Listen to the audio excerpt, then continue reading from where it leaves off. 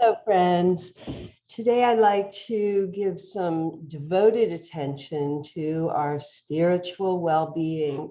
We've kind of been leading up to that, even in these last few lessons when we've been talking about our energetic body, our emotional field, our emotional body. So I just wanted to give you a little bit of a teaching from all the years that I've spent as a spiritual healer.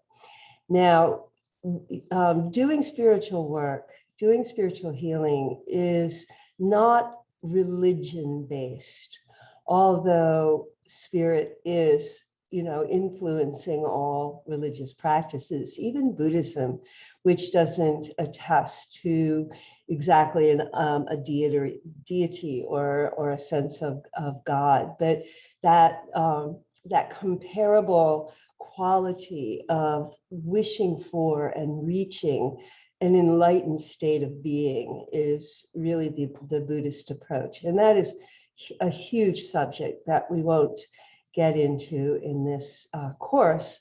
But if you're interested, I am always interested in talking about Buddhism, particularly Tibetan Buddhism, which I spent about 6 years being very immersed in and doing a lot of practices, a lot of learning in that particular form of Vajrayana Buddhism. So today I just want to talk about how we can do healing work with hands-on into the energetic field. So you probably have heard about the chakras. And chakra means spinning wheel. So think of a chakra as a concentration of energy and light. And in many traditions, we work with 7 chakras.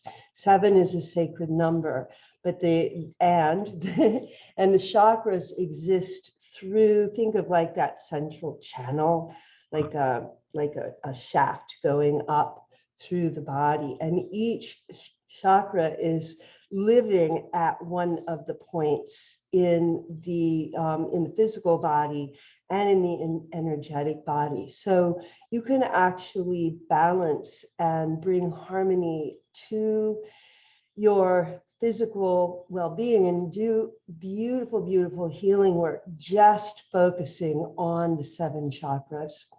So I'll share those chakras with you. If you could even place your hand in the area that I'm describing.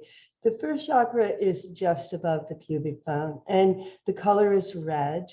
It actually goes downward. Think of a cone moving down into the ground, through the legs, through the feet. So the legs and the feet are part of your first chakra as well. Then you move up to kind of the deep belly area, and that's where the second chakra lives. Second chakra has a lot to do with creativity and birth and growth and all things like innately powerful in belonging in our system. So the second chakra is a really, really great place to work with someone who's feeling a lot of insecurity, lack of confidence in their abilities, feeling unsafe really in the world. Both first and second chakras can be worked with for a real sense of safety and belonging in the world. Then you move up into the third chakra, which lives just below the ribs, kind of above the belly button and below the ribs in that little cubby there. And that's your power chakra. So it's really it's still about grounding and safety, but it's a very I am place. So if someone's third chakra is not spinning the right way, if it's not, working well, that usually shows that the ability to focus and bring your awareness to the projects and activities that you want to manifest and that you want to create. There's a voice in there too. It's the voice of power. Like, I know what I want and how to share that. So it's really, it could be even career and focus in the world. Then we come up to the fourth chakra, which is the spiritual center between the two breasts. It is not right over the heart, so that would be the physical heart. We want to be in the spiritual heart. And it's such a beautiful place of holding energy and power and love and connection and joy in your life. So this would be the chakra to work on if there's just this feeling of loneliness or lack or not feeling at peace with yourself or with your family or with your community. The fourth chakra, coming home to the heart, is the way I like to describe it, or bringing the mind into the heart, bringing the heart and the mind together so that we are opening more from our heart essence and not so much retreating back into the intellect and even into the mind. Although the mind is a very powerful and discriminating tool, this is where our discernment comes. Think of like a two-edged sword. So you do want to have the clarity of the intellect, but remember that the intellect it needs the heart to truly make the connection into the world. So that heart essence, and even meditating on the heart inside, opening from within, is a really important and a beautiful way to start to work on your fourth chakra, your heart chakra. Then we move into the fifth chakra, which it exists in the area of the throat. It's very spacious. The color is a sky blue, and it has to do with your voice, your ability to voice your truth, to live inside your truth and speak your truth. So it has to do very much with your ability to bring your intuition down and bring all those power centers up so that as you are sharing your value, sharing your truth, it really gets heard. It's not hidden and it's not pushed down and shut down, which is something that happens emotionally very, very often in our early lives. Especially children are often not seen and not heard and not appreciated to be able to speak from their place of truth. And that's why when we talked before about healing that inner child and really bringing your adult self to hug and to be with that inner child and really listen to what it is that they're afraid of or the emotions that are coming up, so that energy can be healed. Okay, so now we're moving up into the third eye, the sixth chakra, and it's considered the psychic center or the intuitive center. So it's a place of inner knowing. It is a place of trust and clarity of vision. It is your inner vision itself. It's where you can connect with your soul self very, very strongly to be able to really discern or really understand what your true purpose is here on earth, what you're here to do and to be and to become.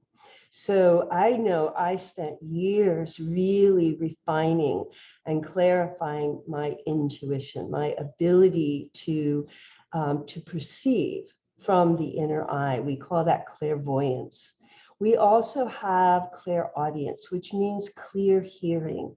So anything in these head centers that can open up to that inner eye, that inner awareness, and being able to use it more and more. This is what we're wishing for.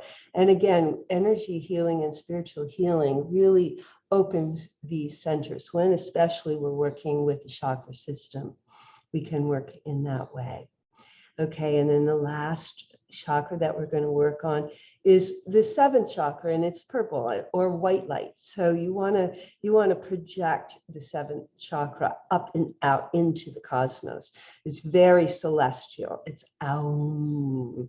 Remember that. Well, I haven't taught you that, but there are mantras that you can do, or sound qualities for each of these seven chakras too. So it's a beautiful field of awareness and awakening as you step into your ability to bring balance and healing and clarity into your own chakra system.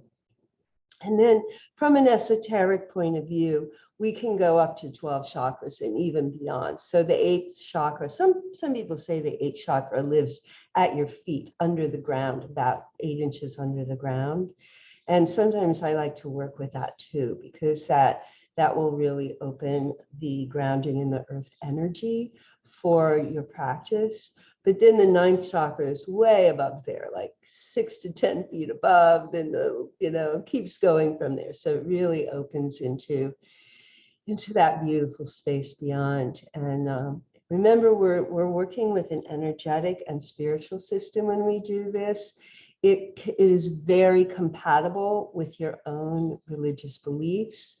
I subscribe to a multi-life reincarnation belief system. I can't really prove it, although I've had some of my own past life memories come up when I've been doing this kind of chakra healing and clearing. So I just, I feel very grounded in my awareness of that the soul is truly here to have a physical experience, and through the experiences that we have, we learn and grow and become anew. We become more embodied in our leadership role. For me as a woman, my feminine leadership role and mentoring, and bringing together the divine feminine and the divine masculine. Now, I'm opening up kind of to a different aspect of spiritual teachings, but this is really the mother, father, God is often what it's said. Or if you look at a tanka, a Tibetan Buddhist painting, you'll often see the deity in a sexual embrace or a loving embrace with the female aspect. And that's all working esoterically. So it's not, you don't take these kinds of things literally. You take them as Tantra, which is a movement into this whole beautiful, holistic, energetic realm. All right, so that's what I'm sharing for today. Hope you have a beautiful, beautiful day, and I will see you in the next lesson. Take care. This is Diane saying goodbye for now.